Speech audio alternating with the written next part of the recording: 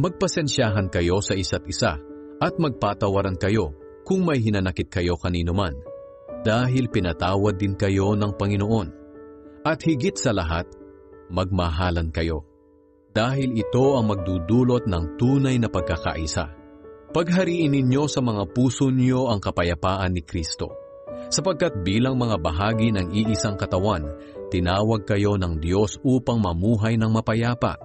Dapat din kayong maging mapagpasalamat. Itanim ninyong mabuti sa mga puso niyo ang mga aral ni Kristo. Paalalahanan at turuan niyo ang isa't isa ayon sa karunungang kaloob ng Diyos. Umawit kayo ng mga salmo, himno, at iba pang mga awiting espiritual na may pasasalamat sa Diyos sa mga puso ninyo.